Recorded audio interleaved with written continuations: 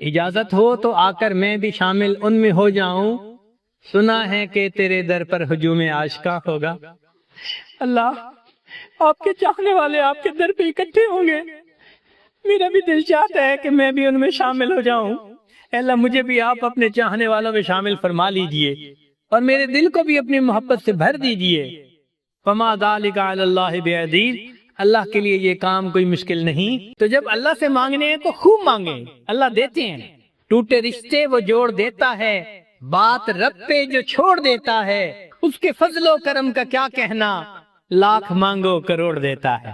انسان جو مانگتا ہے اللہ کی امیدوں سے بڑھ کر اس کو عطا فرماتے ہیں۔ تو جب اللہ سے مانگنا ہے تو خوب مانگیں، اللہ کی رحمتوں کو دیکھتے ہوئے، اس کے خزانوں کی وسعتوں کو دیکھتے ہوئے مانگیں، اللہ سے جتنا مانگ سکتے ہیں۔ سچی بات یہ ہے ہماری جھولی چھوٹی ہے، اللہ کے خزانے بہت بڑے ہیں۔ تو بہرحال یہ عشرہ مانگنے کا عشرہ ہے۔ تو اللہ تعالیٰ عید کے دن عید کی نماز پڑھ کر جو لوگ کھڑے ہوتے ہیں ان کو فرماتے ہیں کہ قوموا مغفورا لکم، کھڑے ہو جاؤ بخشے بخشائے، ہم نے تمہارے گناہوں کو تمہاری نیکیوں میں تبدیل فرما دیا۔ تو مومن کے لیے تو یہ زندگی کا بہت قیمتی وقت ہے۔ الحمدللہ وکفا، سلام علی عبادہ الذین اصطفی، اما بعد، اعوذ باللہ من الشیطان الرجیم، بسم اللہ الرحمن الرحیم۔ شہر رمضان الذی انزل فیہ القرآن، سبحان ربک رب العزت عما یصفون، وسلام علی المرسلین والحمد للہ رب العالمین۔ اللہم صلی علی سیدنا محمد وعلی آل سیدنا محمد وبارک وسلم۔ کہ ہو سکتا تھا کہ کوئی بندہ دعائیں بھی نہ مانگتے، وقت روزہ رکھ لے، تو اللہ رب العزت نے ان کے لیے ایک اور معاملہ کیا کہ رمضان مبارک میں ایک رات ایسی بنا دی، فرمایا لیلۃ القدر خیر من الف شہر، شب قدر کی عبادت 1000 مہینوں کی عبادت سے بہتر۔ اگر کیلکولیشن کی جائے تو 1000 مہینے 83 ایئرز کے برابر بنتے ہیں۔ گویا جس خوش نصیب عورت نے شب قدر کی عبادت کر لی، اس کو 83 ایئرز عبادت کرنے کا ثواب مل گیا۔ گویا پوری زندگی کی عبادت کا ثواب ایک رات میں حاصل ہو گیا۔ یا اللہ، یہ کام کتنا آسان۔ مگر پھر بندہ سوچتا ہے کہ سال کے 365 دن اور 365 راتیں، تو ہم تو اتنا نہیں جاگ سکتے کہ شب قدر کو تلاش کریں۔ تو نبی علیہ السلام نے بتلا دیا کہ شب قدر رمضان المبارک کی راتوں میں ہوتی ہے۔ گویا 365 سے کام سمیٹ کر 30 راتوں میں کر دیا گیا۔ پھر بندہ سوچتا ہے جی 30 راتیں تو جاگنا بڑا مشکل۔ تو نبی علیہ السلام نے بتلا دیا کہ دیکھو بھائی، رمضان کی آخری عشرے میں وہ رات ہوتی ہے، گویا 10 راتوں میں کام سمیٹ دیا گیا۔ پھر ذہن سوچتا ہے کہ ہم تو بہت کمزور ہیں، 10 راتیں جاگنا بھی مشکل۔ تو نبی علیہ السلام نے اور گیس لگا دیا، فرمایا کہ آخری عشرے کی طاق راتوں میں تلاش کرو۔ گویا 21، 23، 25، 27 اور 29، یہ کل 5 راتیں ہوئیں۔ اب بتائیں کہ اپنی بخشش کروانے کے لیے اور ساری زندگی کے گناہ بخشوانے کے لیے 5 راتوں میں عبادت کرنا کون سا مشکل کام ہے؟ یہ تو کمزور آدمی بھی کر سکتا ہے، بیمار بھی کر سکتا ہے، معذور بھی کر سکتا ہے، ہر بندہ کر سکتا ہے 5 راتیں جاگنا۔ پھر اگر کوئی سوچے کہ جی پوری رات جاگنا تو بڑا مشکل، تو نبی علیہ السلام نے مزید آگے بتا دیا کہ اس رات میں ایک خاص وقت آتا ہے جب جبریل علیہ السلام فرشتوں کو لے کر زمین پر آتے ہیں، تنزل الملائکۃ والروح فیہا بإذن ربہم من کل امر سلام۔ تو وہ خاص نور کا وقت ایسا ہوتا ہے کہ اس وقت میں اگر کوئی عبادت کرے تو اس کی عبادت قبول، 83 سال کا ثواب۔ اب سوچ آتی ہے کہ یا اللہ ہمیں کیا پتا کہ رات کے کس وقت میں وہ نور کے لمحہ شروع ہو، تو قرآن مجید نے اس میں بھی آسانی کر دی، اتنا بتا دیا کہ وہ لمحہ جب بھی شروع ہوگا ہی حتی مطلع الفجر، وہ طلوع فجر تک رہے گا، یعنی روزے کے شروع ہونے کا جو ٹائم ہے جس کو ہم کہتے ہیں سحری کے ختم ہونے کا وقت، وہ اس وقت تک برکتیں رہتی ہیں۔ تو یہاں سے معلوم ہوا کہ اگر ہم آخری عشرے کی راتوں میں سحری وقت ختم ہونے سے آدھا گھنٹہ پہلے ختم کر لیں اور آدھے گھنٹے میں ہم چند رکعت نفل پڑھ لیں، استغفار کر لیں، کلمہ پڑھ لیں، قرآن مجید پڑھ لیں اور پھر اللہ تعالیٰ سے دعا مانگ لیں، تو معلوم ہوا کہ وہ جو بھی کوئی رات ہوگی اس کی برکت جب بھی شروع ہوگی تو اس نے طلوع فجر تک تو رہنا ہی ہے۔ تو گویا اس طرح ہمارے لیے لیلۃ القدر میں ثواب حاصل کرنا آسان ہو گیا۔ تو یوں دیکھیے کہ نظر آتا ہے بڑا مشکل، لیکن اگر کرنا چاہو تو کتنا آسان۔ اس کی مثال ایسے کہ ایک بندے نے خواب دیکھا کہ تم گھر سے باہر نکلو اور جو چیز تمہیں نظر آئے تم اسے کھاؤ گے تو تمہارا مقصد پورا ہو جائے گا۔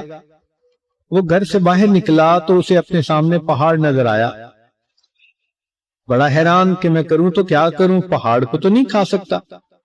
پھر اس نے کہا چلو میں چلتا تو ہوں۔ اس نے چلنا شروع کیا، اب جیسے جیسے چلتا گیا وہ چیز چھوٹی ہوتی گئی، حتیٰ کہ جب اس کے قریب پہنچا تو وہ گڑ کی چھوٹی سی ڈلی تھی، اس نے اٹھا کے منہ میں ڈال لی۔ تو معاملہ ایسا ہی ہے کہ شب قدر کو تلاش کرنا اگر ویسے دیکھیں تو پہاڑ ہے، لیکن اگر نیت ہو، نیک ہو اور طلب ہو تو اس کا حاصل کرنا ہے بھی بہت آسان۔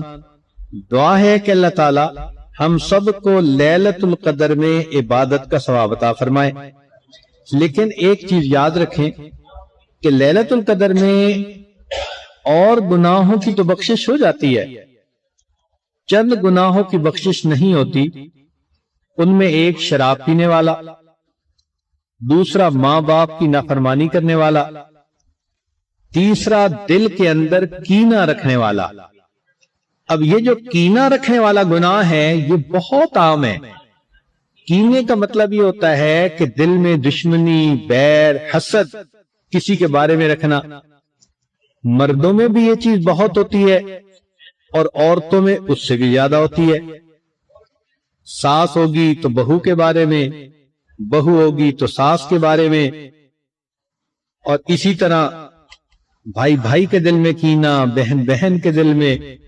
آج کل شیطان نے کچھ معاملات ایسے ہمارے الجھا دیے کہ جتنے قریبی رشتے ہیں ان میں اتنی پیچیدگیاں پیدا کر دی۔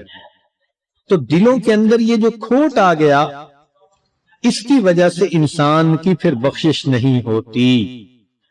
چنانچہ نبی علیہ السلام نے ایک مجلس میں فرمایا کہ جس کے دل میں کینہ ہوگا اس کی بخشش نہیں ہوگی۔ ایک نوجوان کھڑا ہوا، اس نے کہا اللہ کے نبی صلی اللہ علیہ وسلم میرے دل میں خالہ کے بارے میں ایک بات ہے جو نکلتی نہیں۔ فرمایا جب تک دل سے نہیں نکالو گے بخشش نہیں ہوگی۔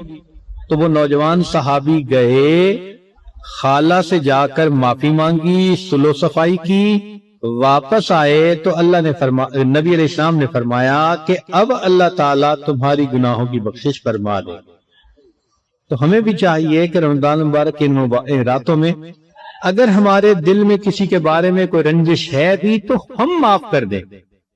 بھئی اللہ رب العزت نے بھی تو ہمیں معاف کرنا ہے نا، تو اس معافی کے بدلے اگر ہم معاف کر دیں تو یہ کام کتنا آسان ہے کہ اللہ بس آپ سے ہم معافی چاہتے ہیں، آپ ہمیں معاف کر دیجئے، اور آپ کے بندوں کے بارے میں جو ہمارے دل میں رنجشیں ہیں ہم ختم کر دیتے ہیں۔ تو یہ ایک سودا کرنے والا ہے جس کو کر لینا چاہیے۔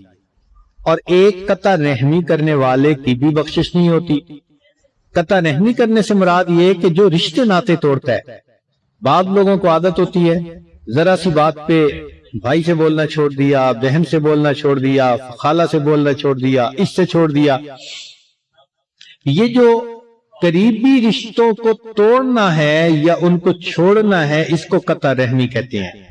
اس بندے کی بھی شب قدر میں مغفرت نہیں ہوتی، لہذا ہمیں ان گناہوں سے توبہ کرنی چاہیے تاکہ لیلۃ القدر میں ہمارے گناہوں کی بخشش ہو جائے۔ اب سوچئے کہ اللہ تعالیٰ نے تو انسان کے بخشنے کے لیے بہت انتظام کر دیا، شیطان کو قید کیا، اعمال کا اجر بڑھایا، افطار کے وقت دعا قبول ہونے کی خوشخبری دے دی، مخلوق کو دعا پر لگا دیا، ہر رات میں لاکھوں انسانوں کے بری ہونے کی خوشخبری سنا دی، لیلۃ القدر عطا فرما دی۔ تو یوں محسوس ہوتا ہے کہ یہ تو ٹو مچ ہو گیا، مگر اللہ رب العزت کی رحمت کی انتہا دیکھیے کہ اس پر بس نہیں کیا، اور بھی زیادہ۔ اور وہ کیا کہ فرمایا کہ کچھ بندے ایسے بھی ہو سکتے ہیں جو رمضان المبارک میں اتنا زیادہ متوجہ نہ ہوں، عبادت زیادہ نہ کریں۔ تو اکثر لوگوں کو دیکھا کہ اگر دوران رمضان وہ سستی بھی کریں تو آخری رات میں جا کر تو احساس ہو ہی جاتا ہے۔ اس کی مثال یوں سمجھیں کہ عام طور پہ دیکھا کہ اسٹوڈنٹس سال میں پڑھیں یا نہ پڑھیں، جب امتحان کے آخری دن آ جاتے ہیں پھر تو بہت سیریس ہو جاتے ہیں، اور آخری دن تو رات دن پڑھتے ہیں۔ ان کو بھی فیل ہوتا ہے کہ اب ہمیں وقت ویسٹ نہیں کرنا چاہیے۔ تو کچھ طبیعتیں ایسی ہوتی ہیں، تو فرمایا کہ ہو سکتا ہے کہ کوئی ایسا بندہ ہو جو رمضان کے دوران تو اتنا فکر مند نہ ہو، آخری دن اس کو خیال آئے کہ مجھے تو وقت گزار بیٹھا، خیال ہی نہ رہا، تو اپنی گناہوں کی بخشش کروانی ہے۔ تو فرمایا نبی علیہ السلام نے کہ پہلی رمضان سے لے کر 29 رمضان تک جتنے گناہگاروں کو جہنم سے نکالا جاتا ہے، ان سب کے مجموعہ کے برابر آخری رات میں جہنمیوں کو جہنم سے نکالا جاتا ہے۔ اب سوچئے ذرا، اللہ اکبر، واقعی اللہ رب العزت کی رحمتوں کی انتہا۔ اس کو کہتے ہیں کرنی تھی مغفرت تو بہانے بنا دیے، جنت میں مومنوں کے ٹھکانے بنا دیے۔ کئی لوگ ایسے ہوتے ہیں کہ ان کو وقت گزر جانے کے بعد احساس ہوتا ہے، چنانچہ ایسے بھی ہوتا ہے۔ تو ایسا بھی ہو سکتا تھا کہ کوئی بندہ رمضان کے اندر اتنا متوجہ نہ ہوتا، اور جب عید کا چاند نظر آ جاتا تو اس کے دل میں احساس ہوتا، اوہو میں تو رمضان گزار بیٹھا اور میں نے تو گناہوں کی بخشش بھی نہ کروائی۔ تو رب کریم نے دیکھیے اور زیادہ مہربانی فرما دی۔ وہ کیا کہ رمضان کے بعد جو عید کی رات ہوتی ہے، حدیث پاک میں اس کو لیلۃ الجائزہ کہتے ہیں، انعام کی رات۔ اس انعام کی رات میں ایسے ہی گناہگاروں کی بخشش کی جاتی ہے جیسے کہ رمضان کی راتوں میں کی جاتی ہے۔ تو ان کے لیے بھی آسانیاں کر دی۔ اب اتنا تو پڑھ کر سن کر محسوس ہوتا ہے کہ یا اللہ یہ تو بہت ٹو مچ ہے جو آپ نے کر دیا، مگر اللہ رب العزت نے اس سے بھی بڑھ کر معاملہ کیا۔ وہ کیا کہ فرمایا کہ جب روزہ دار بندے عید کے دن عید کی نماز پڑھنے کے لیے آتے ہیں تو اللہ تعالی سینوں کے بھید جانتے ہیں، مگر اس کے باوجود فرشتوں سے پوچھتے ہیں یہ میرے بندے کیوں اکٹھے ہوئے؟ اب عید کی نماز میں تو ہم نے دیکھا کہ سارے ہی کلمہ گو چلے جاتے ہیں، عبادت کرنے والے بھی، نمازیں پڑھنے والے بھی اور جو زیادہ عبادت نمازیں نہیں پڑھتے کرتے وہ بھی عید کی نماز میں تو آ جاتے ہیں۔ تو سارے مجمع کے بارے میں اللہ تعالیٰ فرشتوں سے پوچھتے ہیں کہ یہ کیوں آئے ہیں؟ تو وہ کہتے ہیں کہ اللہ یہ وہ مزدور ہیں جنہوں نے مزدوری کی اور اب آپ سے وہ مزدوری یعنی اجرت لینے کے لیے حاضر ہیں۔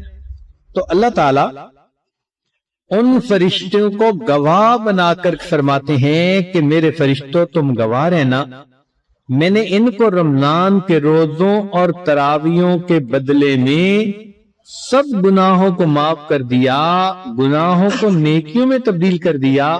میرے بندوں کو کہہ دو قوموا مغفور لکم، کھڑے ہو جاؤ بخشے بخشائے، میں نے تمہارے گناہوں کو نیکیوں میں تبدیل کر دیا۔ تو معلوم ہوا کہ رمضان کے مہینے کا مقصد ہی یہی تھا کہ امت کے گناہگاروں کے گناہوں کی بخشش کر دی جائے۔ پھر اللہ تعالیٰ اپنی عزت اور جلال کی قسم کھا کر فرماتے ہیں فَبِعِزَّتِي وَجَلَالِي، مجھے اپنی عزت کی قسم، اپنے جلال کی قسم، اگر تم میری فرما برداری کرو گے تو میں تمہیں فاسقوں اور کافروں کے سامنے کبھی رسوا نہیں کروں گا۔ اللہ اکبر کبیرہ۔ واقعی ان باتوں کو پڑھ کر یہ محسوس ہوتا ہے کہ بہت معاملہ اللہ نے آسان کر دیا۔ حتیٰ کہ رمضان المبارک میں ایک رات آتی ہے جس کو لیلۃ القدر کہا جاتا ہے، جس رات قرآن اترا تھا۔ اس رات میں انسانوں کے گناہ ویسے معاف کر دیے جاتے ہیں۔ حدیث مبارکہ میں آتا ہے کہ ایک ایسی گھڑی ہوتی ہے اس رات میں کہ اس گھڑی میں جو دعا مانگی جائے قبول ہوتی ہے۔ اب وہ گھڑی کب ہوتی ہے ہمیں کیا پتا؟ حق تو یہ تھا کہ ہم 365 راتوں میں اس کو ڈھونڈتے، مگر اللہ نے کام آسان کر دیا۔ نبی شاہ نے بتایا کہ وہ رمضان مبارک کے اندر ہوتی ہے۔ اس کا مطلب یہ ہے کہ 365 راتیں جاگنے کی ضرورت نہیں، 30 راتیں جاگنے کی ضرورت ہے۔ پھر بندہ سوچتا ہے کہ 30 راتیں جاگنا تو بڑا مشکل کام ہے، تو نبی شاہ نے کام اور آسان کر دیا، فرمایا کہ تم رمضان مبارک کے آخری عشرے میں لیلۃ القدر کو تلاش کرو۔ تو 20 راتیں اور نکل گئیں، باقی 10 راتیں رہ گئیں۔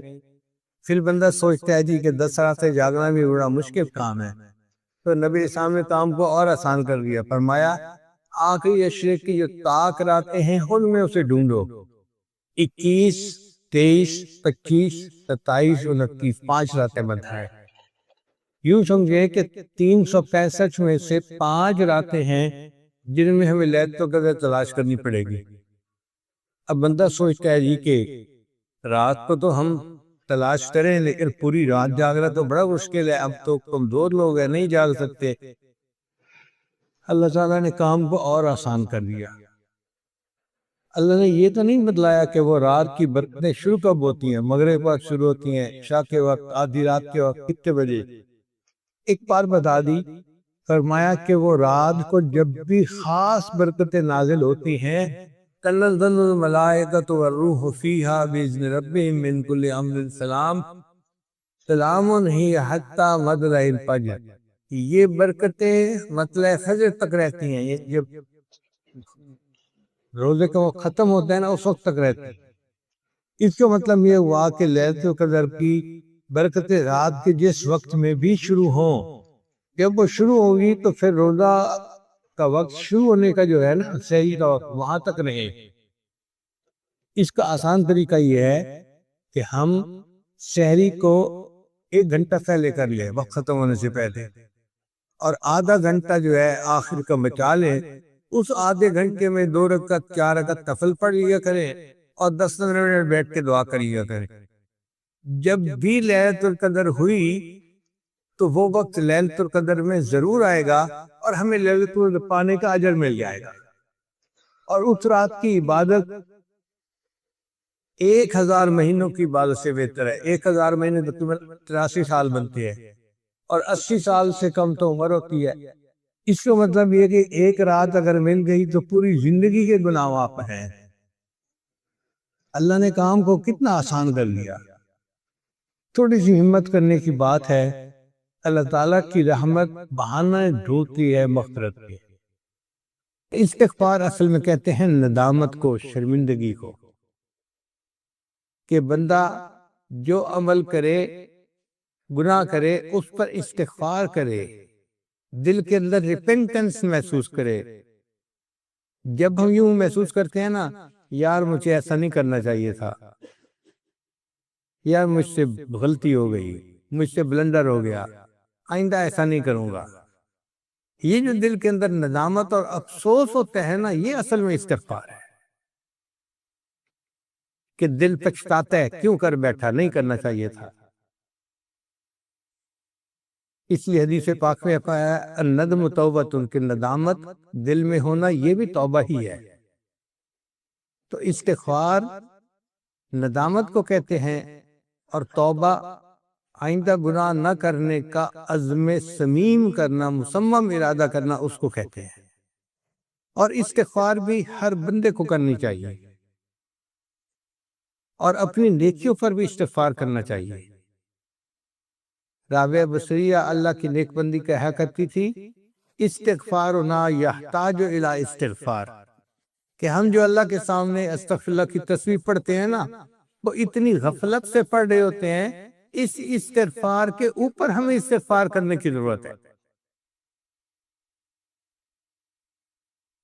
اس لیے شریعت نے نیکی کے بعد استغفار کرنے کا حکم دیا۔ آپ دیکھیے ایک بندہ وضو کرتا ہے، وہ نیک کام کرتا ہے، اعضاء کے گناہ دھل جاتے ہیں، حدیث پاک میں آتا ہے چہرے کے گناہ دھل جاتے ہیں، ہاتھ پاؤں کے گناہ دھل جاتے ہیں، لیکن وضو کرنے کے بعد جو دعا منگوائی گئی، اس دعا میں ہے استغفرک و اتوب الیک۔ پھر نماز پڑھنا ایک عبادت ہے، نماز کے بعد بھی استغفار سکھایا گیا۔ حدیث مبارکہ میں نبی شام جب نماز کا سلام پھیرتے تھے تو ایک مرتبہ فرماتے تھے اللہ اکبر، اور 3 مرتبہ فرماتے تھے استغفر اللہ استغفر اللہ استغفر اللہ۔ بندہ سوچے بھئی کوئی گناہ تو نہیں نہ کیا، نماز پڑھی ہے، اس نماز پر کیا استغفار؟ علماء نے لکھا کہ اصل مقصد یہ تھا نبی علیہ السلام کا کہ اے اللہ، جو میں نے نماز پڑھی ہے، میں نے آپ کی عبادت کا حق ادا نہیں کیا، اللہ اکبر، اللہ آپ اس سے بھی زیادہ بلند ہیں، اس سے بھی زیادہ اونچی شان والے ہیں۔ اور 3 مرتبہ جو نبی السلام نے استغفار فرمایا، اس کا مطلب یہ تھا اللہ جو مجھ سے نماز میں غفلت ہوئی، کوتاہی ہوئی، اس کو پلیز معاف کر کے میری نماز کو قبول کر لیجئے، قبول کر لیجئے، قبول کر لیجئے۔ یعنی استغفر اللہ کا مطلب یہ ہوا پلیز پلیز پلیز، اللہ جیسی کیسی نماز پڑھی ہے، بس آپ اس کو قبول فرما لیجئے۔ بندہ اپنے اللہ سے یہ فریاد کر رہا ہوتا ہے۔ حتیٰ کہ ایک آدمی تہجد کی نماز پڑھتا ہے، تہجد کی نماز کتنی بڑی عبادت ہے، اس کے بعد بھی استغفار۔ اللہ تعالیٰ فرماتے ہیں کانوا قلیلا من اللیل ما یہجعون وبالاسحار ہم یستغفرون، کہ وہ میرے بندے جو راتوں کو عبادت کرتے تھے، سحری کے وقت وہ بھی استغفار کیا کرتے تھے۔ ساری رات عبادت کے بعد بھی استغفار کرنا۔ حج کتنا بڑا عمل ہے کہ ایک آدمی اگر حج مبرور کر لے تو رجع کیوم ولدت امہ، حدیث مبارکہ میں ہے وہ اس طرح گناہوں سے پاک ہو کے واپس لوٹتا ہے جیسے اس کے گناہوں سے پاک تھا جب اس کی ماں نے اس کو جنم دیا تھا۔ اتنا عظیم عمل، اور حج کے بعد بھی استغفار سکھایا گیا۔ اللہ تعالیٰ فرماتے ہیں کہ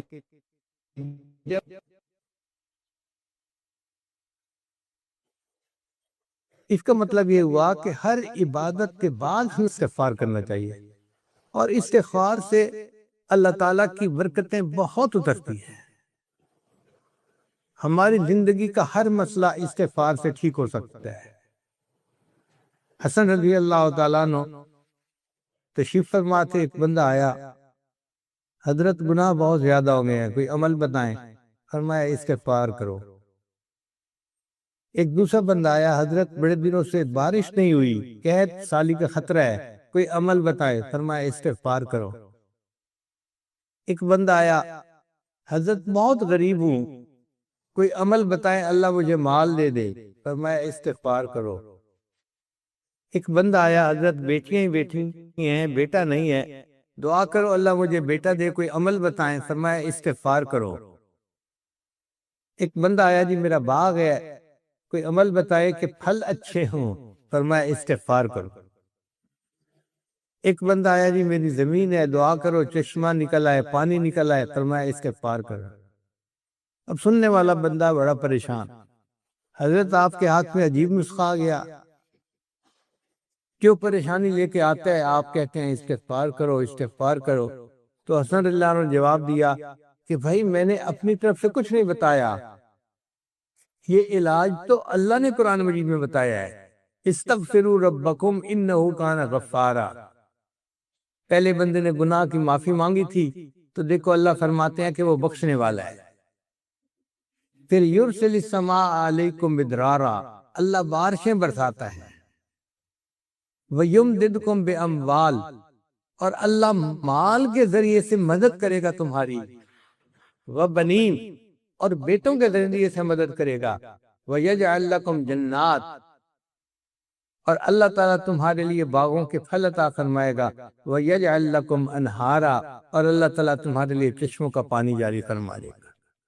تو قرآن مجید سے اس کی ثبوت ملتا ہے کہ استغفار کرنے سے یہ سارے انعام بندے کو مل جاتے ہیں۔ اب آپ غور کریں، ہماری جتنی بھی پریشانی ہے نا وہ انہی میں سے ہوتی ہیں۔ کوئی عورت بیٹا نہ ہونے کی وجہ سے پریشان ہے، کوئی آدمی اپنے رزق کی غربت کی وجہ سے پریشان ہے، تنخواہ کی کمی کی وجہ سے پریشان ہے، ان سب کا علاج استغفار کرنے میں ہے۔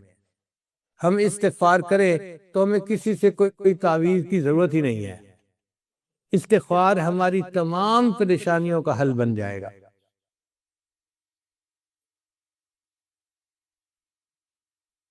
استغفار کا ایک فائدہ یہ بھی ہے کہ بندہ مستجاب الدعوات بن جاتا ہے۔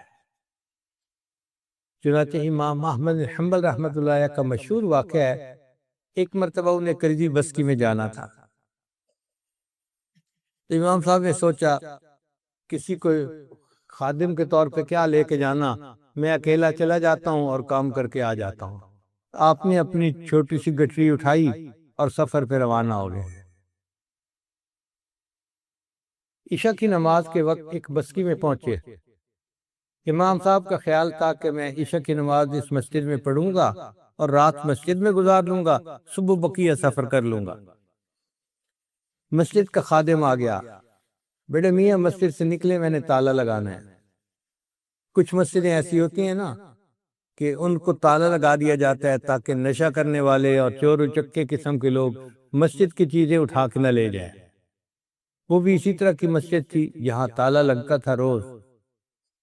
اب امام صاحب حیران کہ میں نے تو سوچا تھا میں مسجد میں رات گزار لوں گا، اور خادم کہتے ہیں کہ جاؤ یہاں سے، تو سوچ رہے ہیں بیٹھے ہوئے۔ جب امام صاحب تھوڑا سوچ میں پڑے نا تو خادم غصے میں آ گیا، بڑے میاں میری بات سمجھ نہیں آ رہی، آپ نکلے یہاں سے ورنہ میں آپ کا سامان اٹھا کے باہر پھینک دوں گا اور آپ کو دھکے دے کے نکال دوں گا۔ امام صاحب بڑے پریشان، یا اللہ آپ مجھ سے خفا ہو گئے کہ آپ اپنے گھر میں مجھے رات قیام ہی نہیں کرنے دے رہے، یہ بندہ مجھ سے اتنا ترشروئی سے بات کر رہا ہے۔ خیر امام صاحب مسجد سے باہر نکلے، دیکھا کہ مسجد کے دروازے کے بالکل ساتھ ایک تنور تھا، نان بائی کی دکان تھی، روٹیاں پکانے والے کی، جیسے افغانی روٹیاں پکتی ہیں نا تنور پہ لوگ لے کے جاتے ہیں۔ تو ایک نوجوان لڑکا روٹیاں پکا رہا تھا۔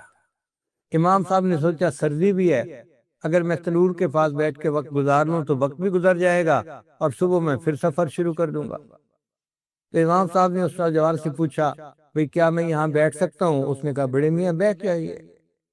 امام صاحب بیٹھ گئے، وہ نوجوان اپنا روٹیاں لگاتا رہا۔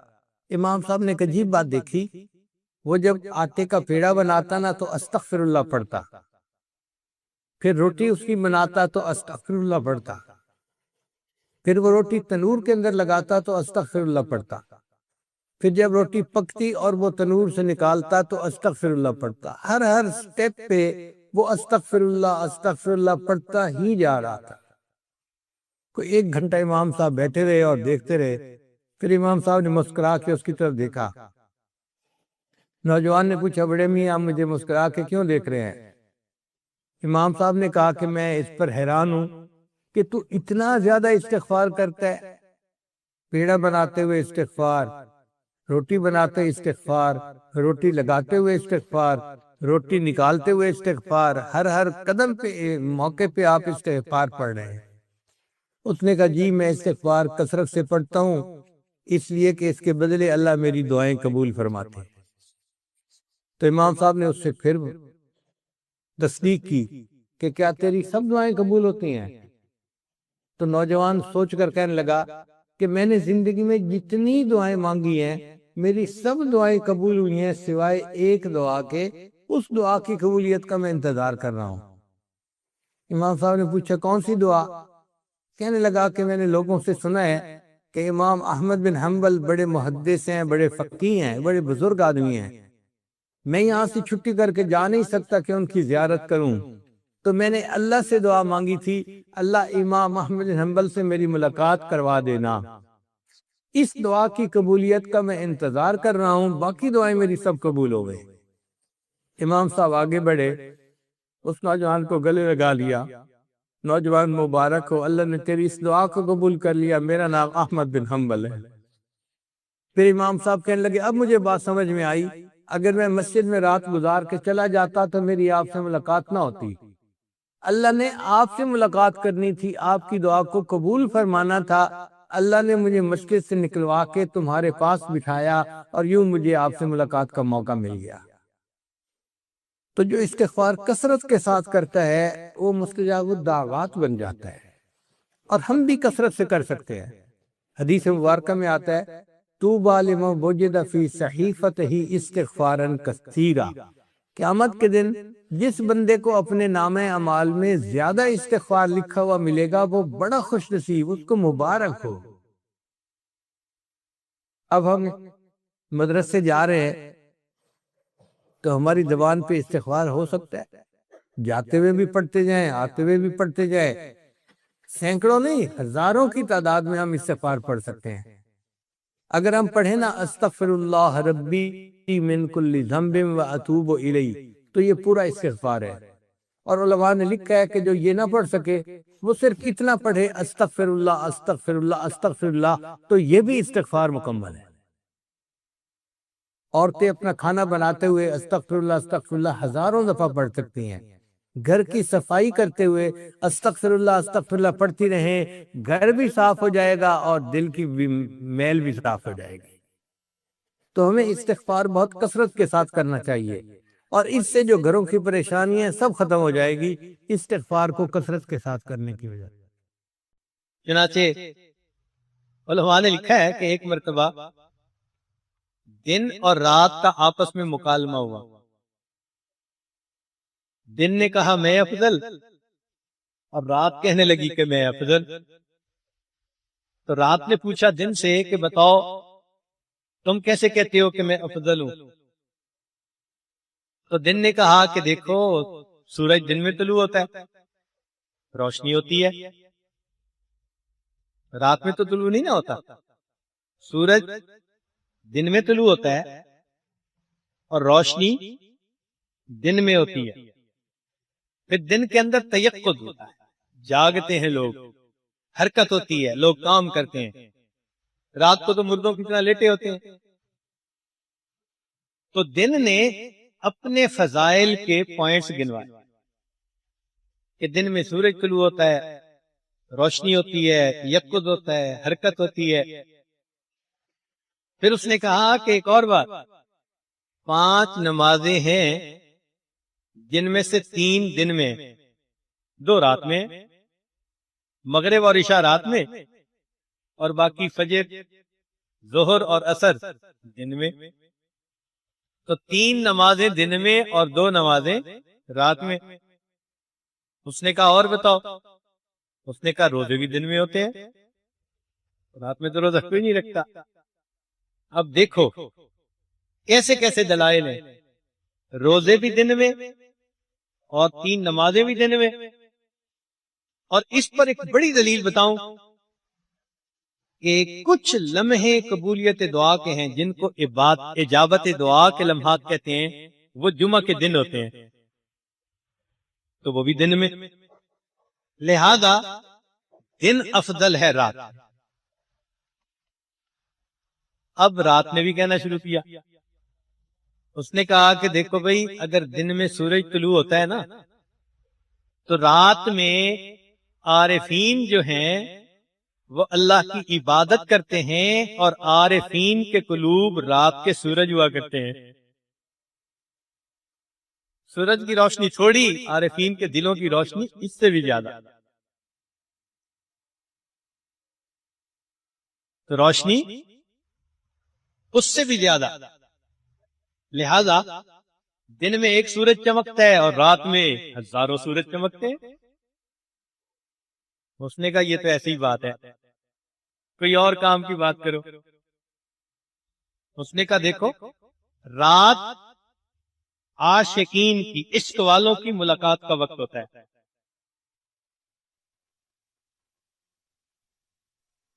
کیسے بھائی؟ اس نے کہا دیکھو، اللہ تعالیٰ اپنے حبیب صلی اللہ علیہ وسلم کو فرماتے ہیں، یا ایھا المزمل قم اللیل الا قلیلا. تو کب کھڑا ہونے کا حکم دیا؟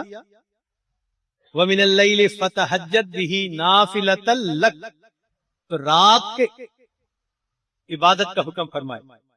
اہمیت ہے نا کوئی رات کی، تبھی تو محبوب کو حکم دے رہے ہیں کہ رات میں کھڑے ہو.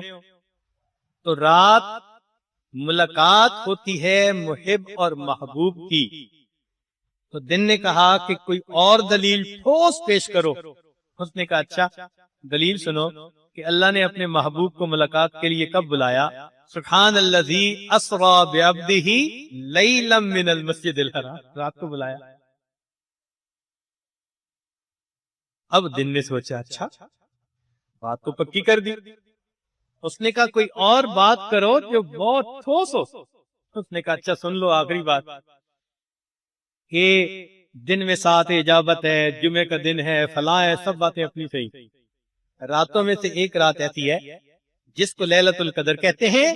لیلۃ القدر خیر من الف شہر، 1000 مہینوں کی عبادت سے بہتر. اس 1000 مہینوں میں دن آئیں گے کہ نہیں آئیں گے؟ تم 1000 مہینوں کے دن ہو جاؤ، ایک رات کے برابر نہیں ہو سکتے. تم کیسے کہتے ہو؟ اس دلیل کے بعد دن نے تسلیم کر لیا کہ رات افضل ہے. اب اللہ تعالیٰ نے ہمیں آخری عشرے کی راتیں بھی عطا فرمائیں. چنانچہ سال میں رمضان کی راتیں اعلیٰ، اور رمضان میں آخری عشرے کی راتیں، اور آخری عشرے میں جو طاق راتیں ہیں وہ اس سے بھی زیادہ اعلیٰ، اور 27 کی رات اس سے بھی. یہ راتیں اللہ تعالیٰ نے ہمیں پھر عطا فرما دی ہیں.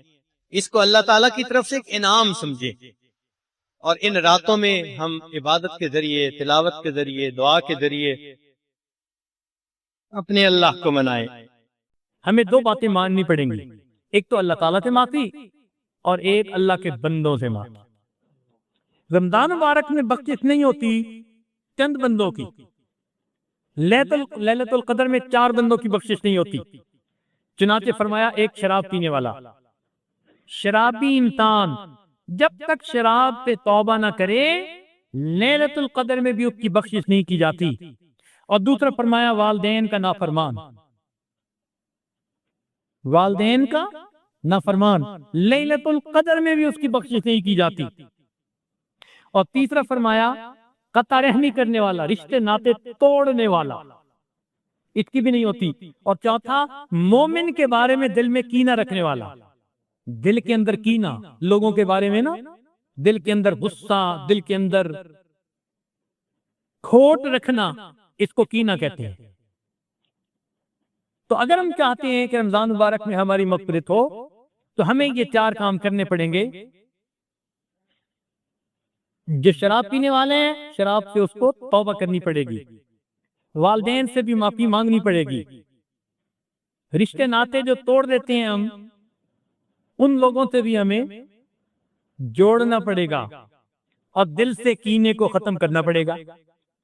اب ہم کہتے کریں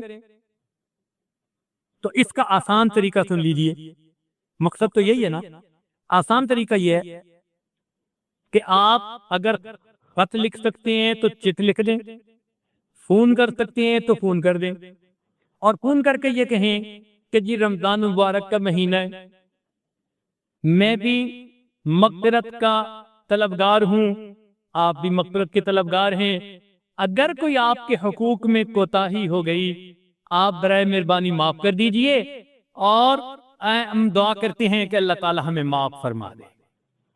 اس مضمون سے ملتا جلتا جو آپ کو مضمون اچھا لگے یہ معافی مانگنی پڑے گی، لہذا اس کا بھی اہتمام کریں کہ آپ فون کے ذریعے، مثلاً خامد نے بیوی کو ستایا ہے، اس کی دل آزاری کی ہے، اس کے ظلم کیا ہے، اس کے حقوق کو اگنور کیا ہے، تو اس سے بھی ان الفاظ کے ساتھ معافی مانگنے میں کوئی رکاوٹ نہیں ہونی چاہیے۔ یہ رمضان مبارک کا مہینہ ہے تو اس میں بخشش کا مہینہ ہے، تو اگر آپ کے حقوق میں کوئی مجھ سے کوتاہی ہوئی ہو تو آپ مجھے معاف کریں، اس میں غیبت کی تو بھی معاف، کوئی اور کوتاہی ہوئی سب بھی معاف، تو ان اجمالی الفاظ کے ذریعے سے معافی مانگیں۔ ہمارے اکابر اس کا بہت اہتمام کرتے تھے رمضان مبارک میں، وہ جانتے تھے کہ بندوں سے جب تک معافی نہ مانگی گئی تب تک پروردگار نے بھی معاف نہیں فرمانا، لہذا جو حضرات چٹ لکھ سکتے ہیں وہ چٹ لکھ دیں، جو فون کر سکتے ہیں وہ فون کر دیں، جہاں جہاں دل میں کھٹک ہے، میں نے اس کا دل دکھایا، اس کا دل دکھایا، اس کا دل دکھایا، اس کی غیبت کی، اس کی غیبت کی، سب کو سوچ کے آپ ان سب سے معافی مانگ لیجئے، اور پھر یہ دعا کیجئے، اے اللہ ظاہر میں تو میں نے معافی مانگی ہے، اگر کسی نے دل سے معاف نہیں بھی کیا، اللہ آپ اس پر قادر ہیں کہ ان کو قیامت کے دن اتنا اجر دیں کہ وہ راضی ہو جائیں اور مجھ سے ان کا وہ بوجھ دور ہو جائے، تو اللہ تعالیٰ پھر بندے کو معاف بھی کروا دیں گے۔ کہ حدیث مبارکہ میں ہے پہلی رمضان سے لے کر آخری رمضان تک جتنے جہنمی ٹوٹل جہنم سے بری ہوتے ہیں، رمضان کی آخری رات میں ایک رات میں اللہ اتنے جہنمی اور بری فرما دیتے ہیں، اللہ اکبر کبیرہ۔ تو آخری رات میں تو کروڑوں پھر جہنمی جہنم سے بری ہو گئے نا، کیونکہ انسان کی فطرت ہے کہ کئی مرتبہ سستی کرتا ہے، لیکن جب دیکھتا ہے کہ آج آخری رات ہے تو احساس ہوتا ہے کہ چلو آج آخری رات ہے تو چلو میں بھی کچھ اللہ سے مانگ لوں، تو اللہ نے کوٹا بڑھا دیا آخری رات کا، کہ یہ نہ ہو کہ جی بندے تھوڑے بخشے جانے تھے، مانگنے والے زیادہ ہیں، ہم کوٹا بڑھا دیتے ہیں، جو مانگے گا ہم اس کو عطا فرما دیں گے، تو آخری رات میں جہنمی جہنم سے بری کر دیے جاتے ہیں۔ اگر اتنا بھی ہوتا نا تو بہت کافی تھا، مگر اللہ نے اس سے بھی اور زیادہ مہربانی فرمائی۔ کچھ لوگ ہوتے ہیں فیشل دماغ کے ہوتے ہیں کہ وقت آنے سے پہلے بھی وہ کوئی خیال نہیں کرتے، جب سر پہ کام پڑ جاتا ہے پھر بھی خیال نہیں کرتے، جب سر سے کام پڑ کے گزر جاتا ہے نا پھر خیال آتا ہے تو ہم نے کیا کر لیا۔ چنانچہ بہت سارے لوگ ایسے بھی ہوں گے کہ رمضان مبارک میں تو خیال نہ کیا، جب چاند نظر آ گیا اور جی کل عید ہے، اب احساس ہوا کہ ہم نے تو نہ روزے رکھے، نہ تراویح پڑھی، نہ دعائیں مانگی، رمضان کا مہینہ تو چلا گیا، تو ان کو احساس ہوتا ہے کہ ہم تو گنوا بیٹھے۔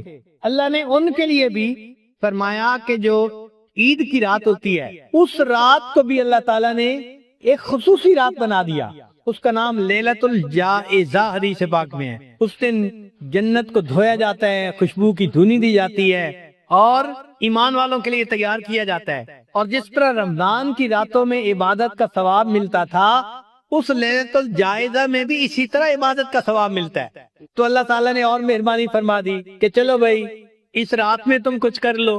اللہ نے بخشش کے کیا کیا بہانے بنائے، قربان جائیں اس پروردگار پر کہ جس نے اپنے بندوں کے لیے بخشش کی انتہا کر دی۔ اچھا کچھ ایسے بھی ہوں گے کہ اس رات کا بھی احساس نہ کریں، تو اللہ نے فرمایا کہ اچھا رمضان تو گزر گیا، اب آج میں تمہاری مہمان نوازی کروں گا۔ عید کا دن اللہ تعالیٰ کی مہمان نوازی کا دن ہے، اس لیے انسان باقی سال بے شک روزے رکھے، عید کے دن روزہ نہیں رکھ سکتا، اس لیے کہ عید کے دن یہ اللہ کا مہمان ہوتا ہے، اس دن روزہ نہیں رکھ سکتا۔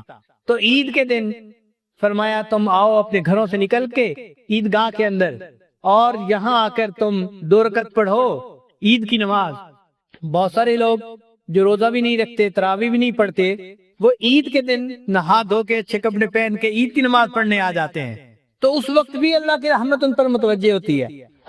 حدیث پاک میں ہے اللہ تعالیٰ فرشتوں سے فرماتے ہیں، اے فرشتوں، اس مزدور کو کیا اجر ملنا چاہیے کہ جو اپنی مزدوری پوری کرے؟ تو فرشتے کہتے ہیں کہ اللہ، اس کو رحمت ملنی چاہیے، بخشش ملنی چاہیے۔ تو اللہ فرماتے ہیں کہ پھر یہ میرے بندے کیوں آج یہاں جمع ہیں؟ اللہ تو سب جانتے ہیں، مگر اللہ تعالیٰ فرشتوں کو گواہ بنانا چاہتے ہیں۔ ان کو کہتے ہیں اچھا یہ میرے بندے کیا چاہتے ہیں؟ تو فرشتے جواب دیتے ہیں عبادی و ایوائی، اے اللہ آپ کے یہ بندے مرد یا عورتیں سارا مہینہ انہوں نے روزے رکھے، تراویح پڑھی، عبادت کی، آج اکٹھے ہو گئے ہیں، آپ سے مغفرت مانگتے ہیں۔ اللہ فرماتے ہیں اچھا فرشتوں تم گواہ رہنا، میرے بندو تم مجھ سے مانگنے کے لیے اکٹھے ہو گئے ہو، میں آج تمہارے تمام گناہوں کو تمہاری نیکیوں میں تبدیل کرتا ہوں۔ اللہ تعالیٰ عید کے دن، عید کی نماز کے بعد بندوں کے تمام گناہوں کو نیکیوں میں تبدیل فرما دیتے ہیں، اور فرمایا حدیث پاک میں قوموا مغفورا لکم، کھڑے ہو جاؤ بخشے بخشائے، ہم نے تمہارے تمام گناہوں کو نیکیوں میں تبدیل فرما دیا۔ اللہ اکبر کبیرہ، سبحان اللہ۔ اللہ کی رحمت پہ قربان جائیں کہ اس نے بندے کے سب گناہوں کو اللہ معاف فرما دیتے ہیں۔ اور پھر فرمایا کہ میرے بندو اگر تم میرا احترام کرتے رہو گے، یعنی میرے حکموں کا احترام کرو گے، ان کی پابندی کرو گے، تو میں تمہیں فاسقوں کے سامنے اور کافروں کے سامنے کبھی رسوا نہیں ہونے دوں گا۔ یہ بھی وعدہ فرماتے ہیں کہ تم میرے ساتھ اگر اپنا تعلق ٹھیک رکھو گے نا، تو میں تمہیں کبھی بھی فاسقوں کے سامنے اور کافروں کے سامنے رسوا نہیں ہونے دوں گا۔ تو جب اللہ تعالیٰ اتنے بڑے بڑے وعدے فرما رہے ہوتے ہیں تو سوچئے پھر ہمیں تو اس وقت میں اللہ سے خوب اللہ سے مانگنا چاہیے، دعائیں مانگنی چاہیے، رجوع اللہ کی طرف کرنا چاہیے۔ یہ ہماری زندگی کا بہت قیمتی وقت ہے، بخشش کا وقت ہے۔ تو اللہ تعالیٰ نے مومنوں کی بخشش کے بہانے بنا دیے، کرنی تھی مغفرت تو بہانے بنا دیے، جنت میں مومنوں کے ٹھکانے بنا دیے۔ اس لیے نبی علیہ السلام نے ارشاد فرمایا کہ روزہ دار بندے کو چاہیے کہ وہ یہ دعا اللہ سے ضرور مانگے، اللہم انی اسألک الجنہ واعوذ بک من النار، اے اللہ مجھے جنت عطا فرما دیجئے اور جہنم سے بری کر دیجئے۔ اچھا شیطان چونکہ دشمن ہے نا، وہ یہاں بھی جو ہے دشمنی دکھاتا ہے۔ ہم نے دیکھا ہے بعض لوگ جو ہے نا بڑے ولی بنتے ہیں، او جی اللہ کی عبادت جنت کے لیے کیوں کریں، اللہ کی عبادت اللہ کے لیے کریں۔ بات تو بڑی اچھی ہے، نماز آپ ایک نہیں پڑھتے اور اللہ کی عبادت اللہ کے لیے کریں، جنت کے لیے کیوں کریں؟ اتنا جنت سے مستغنی نہ بنے، ہم تو اللہ کی ہر نعمت کے محتاج ہیں۔ ایک مرتبہ ایک خاتون نے فون پہ بات کی، مجھے کہنے لگی کہ پیر صاحب میں اللہ سے کچھ نہیں مانگتی، بس ایک بات مانگتی ہوں کہ میرا خامد اچھا ہو جائے، اور کچھ نہیں مانگتی، بس ایک بات مانگتی ہوں میرا خامد اچھا ہو جائے۔ میں نے کہا آپ اور کیوں کچھ نہیں مانگتی بھائی؟ اگر اللہ تعالیٰ آپ کو بیمار کر دے پھر کیا ہوگا؟ میں نے کہا اگر اللہ تعالیٰ آپ کے دماغ میں خلل ڈال دے پھر کیا ہوگا؟ آپ کے بچے کو بیمار کر دے پھر کیا ہوگا؟ جب میں نے ادھر اس طرح کی دو چار باتیں کی، اللہ نے آپ کو عزت کی روزی گھر میں دی ہے بیٹھ کے، اگر اللہ تعالیٰ آپ کے رزق کو ذرا ٹائٹ کر دیں اور جو مانگنے والی عورتیں گلیوں میں پھر رہی ہوتی ہیں آپ کا بھی معاملہ ایسا ہو جائے تو پھر نہیں یہ تو نہیں میں چاہتی۔ بھئی اگر نہیں چاہتی تو یہ نعمتیں بھی تو اللہ نے دی ہیں نا، کیوں کہتی ہیں کہ مجھے اور کچھ نہیں چاہیے؟ آپ کو کہنا چاہیے مجھے اللہ سے سب کچھ چاہیے، ہر چیز چاہیے، منگتے جو ٹھہرے، فقیر جو رہے۔ ہم اللہ کے فقیر ہیں، یا ایھا الناس انتم الفقراء، اے انسانو تم فقیر ہو۔ جب اللہ نے ہمیں کہہ دیا تم فقیر ہو تو پھر منگتے کو مانگنے سے کوئی شرم نہیں ہوتی، وہ مانگتا ہے، ہر چیز مانگتا ہے، ہمیں اللہ سے ہر چیز مانگنی ہے۔ تو کبھی بھی یہ مت کہنا میں اللہ سے اور کچھ نہیں مانگتا بس یہ مانگتا ہوں، نہیں، ہم اللہ سے سب کچھ مانگتے ہیں، اللہ کو زور مت دکھائیں۔ اللہ تعالیٰ ایسے بندے کو پھر تگنی کا ناچ نچا دیتے ہیں، پھر اس کو اپنی اوقات یاد آ جاتی ہے۔ تو اللہ سے مانگیں اور ہر چیز مانگیں، ہر نعمت مانگیں اور دل کھول کے مانگیں، تھوڑا نہ مانگیں۔ جب دینے والا اتنا بڑا ہے تو ہم تھوڑا کیوں مانگیں؟ ایک مرتبہ ایک بوڑھا بندہ میرے پاس بیٹھا ہوا تھا تو یکدم اس نے دعا مانگی، اے اللہ مجھے اتنے خراب ڈالر عطا فرما۔ ایسے بیٹھے بیٹھے اچانک پتہ نہیں اس کو کیا خیال آیا، اس نے دعا مانگی، اے اللہ مجھے اتنے خراب ڈالر عطا فرما۔ ایک نوجوان بیٹھا ہوا تھا، وہ کہنے لگا اتنے؟ میں نے کہا بھئی آپ سے نہیں مانگے، آپ کیوں پریشان ہو رہے ہیں؟ اللہ سے مانگے ہیں نا تو مانگے، تم کیوں پریشان ہو رہے ہو کہ اتنے ہیں؟ تو جب اللہ سے مانگنے ہیں تو خوب مانگیں، اللہ دیتے ہیں۔ ٹوٹے رشتے وہ جوڑ دیتا ہے، بات رب پہ جو چھوڑ دیتا ہے، اس کے فضل و کرم کا کیا کہنا، لاکھ مانگو کروڑ دیتا ہے۔ انسان جو مانگتا ہے اللہ اس کی امیدوں سے بڑھ کر اس کو عطا فرماتے ہیں۔ تو جب اللہ سے مانگ رہے ہیں تو خوب مانگیں، اللہ کی رحمتوں کو دیکھتے ہوئے، اس کے خزانوں کی وسعتوں کو دیکھتے ہوئے مانگیں، اللہ سے جتنا مانگ سکتے ہیں۔ سچی بات یہ ہے ہماری جھولی چھوٹی ہے، اللہ کے خزانے بہت بڑے ہیں۔ تو بہرحال یہ اشرا مانگنے کا اشرا ہے۔ تو اللہ تعالیٰ عید کے دن عید کی نماز پڑھ کر جو لوگ کھڑے ہوتے ہیں ان کو فرماتے ہیں کہ قوموا مغفورا لکم، کھڑے ہو جاؤ بخشے بخشائے، ہم نے تمہارے گناہوں کو تمہاری نیکیوں میں تبدیل فرما دیا۔ تو مومن کے لیے تو یہ زندگی کا بہت قیمتی وقت ہے، لہذا ان مجالس میں بھی آپ بہت شوق ذوق کے ساتھ توجہ کے ساتھ بیٹھیں، اور یہ جو 10 دن کے ایام ہیں ان کے اوقات کو بھی خوب عبادت میں گزاریں، ذکر میں، تلاوت میں، نوافل میں، جتنا عبادت کر سکتے ہیں اتنا کریں، اپنے آپ کو تھکائے عبادت میں۔ اجازت ہو تو آ کر میں بھی شامل ان میں ہو جاؤں، اجازت ہو تو آ کر میں بھی شامل ان میں ہو جاؤں، سنا ہے کہ تیرے در پر ہجوم عاشقاں ہوگا۔ اللہ آپ کے چاہنے والے آپ کے در پہ اکٹھے ہوں گے، میرا بھی دل چاہتا ہے کہ میں بھی ان میں شامل ہو جاؤں۔ اے اللہ مجھے بھی آپ اپنے چاہنے والوں میں شامل فرما لیجئے، اور میرے دل کو بھی اپنی محبت سے بھر دیجئے۔ فما ذالک علی اللہ بعزیز، اللہ کے لیے یہ کام کوئی مشکل نہیں۔ اللہ تعالی ہمارے اس وقت کو نیکی تقوی میں گزارنے کی توفیق عطا فرمائے، اور جو دعائیں ہم مانگیں اللہ ہماری سب دعاؤں کو اپنی رحمت سے قبول فرمائے۔ وآخر دعوانا ان الحمد للہ رب العالمین۔ اور اللہ تعالیٰ کا فرمان بھی ہے وَلِلَّهِ الْأَسْمَاءُ الْحُسْنَى فَادْعُوهُ بِهَا، اللہ تعالیٰ کے پیارے پیارے نام ہیں، ان ناموں سے مانگو۔ تو ہم بھی اللہ کے پیارے ناموں سے مانگیں گے، انہی ناموں میں سے اسم اعظم بھی ہوگا تو یقیناً دعا قبول ہوگی۔ اس کا طریقہ یہ ہوگا کہ یہ عاجز پڑھے گا، مثلا یا رحمان یا اللہ، الرحمن یا اللہ، تو آپ ان الفاظ کو غور سے سنیں گے، الرحمن یا اللہ، اور اس کے بعد آپ اللہ کو پکاریں گے، کہیں گے یا اللہ مناسب آواز کے ساتھ، جیسے بچہ امی امی امی کر کے پکارتا ہے، ماں کا دل پسیج جاتا ہے۔ تو آپ بھی یوں سمجھیے گا آج بھی ہم اللہ اللہ اللہ کر کے اپنے رب کو پکاریں گے، اللہ کو اپنے بندوں پہ رحم آ جائے گا، اللہ تعالیٰ کرم فرما دیں گے، مہربانی فرما دیں گے۔ تو اس طرح ہم پہلے اسماء الحسنہ پڑھیں گے۔ اس کو پڑھتے ہوئے کئی مرتبہ شیطان ذہن میں یہ بات ڈالتا ہے کہ ساتھ والا دیکھ رہا ہوگا میں رو رہا ہوں، ساتھ والوں کو تھوڑی دیر کے لیے بھول جائیے، یوں سمجھیے کہ بس میں اکیلا ہوں اور میں آج اپنے رب کو پکار رہا ہوں، اور آج میں اپنی جو ہے قسمت کا فیصلہ کروا کے اٹھنا چاہتا ہوں، گناہ بخشوا کے اٹھنا چاہتا ہوں، اپنے اللہ سے سلوک کر کے اٹھنا چاہتا ہوں۔ اللہ تعالیٰ یقیناً مہربانی فرمائیں گے، لہذا دل کی توجہ کے ساتھ اس وقت اللہ سے مانگیے۔ جب مزدور کے مزدوری ختم ہونے کا وقت آتا ہے اس کو بھی امید لگ جاتی ہے کہ ضرور مجھے اس وقت کچھ نہ کچھ پیمنٹ ہو جائے گی۔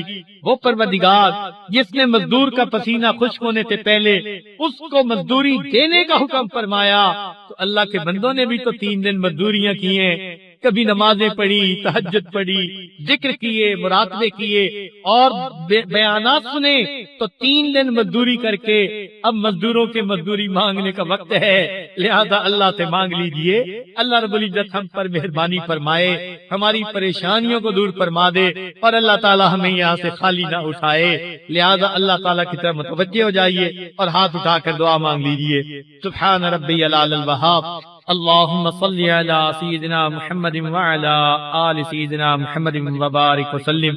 ربنا ظلمنا أنفسنا وإن لم تغفر لنا وترحمنا لنكونن من الخاسرين۔ ربنا لا تزغ قلوبنا بعد إذ هديتنا وهب لنا من لدنك رحمة إنك أنت الوهاب۔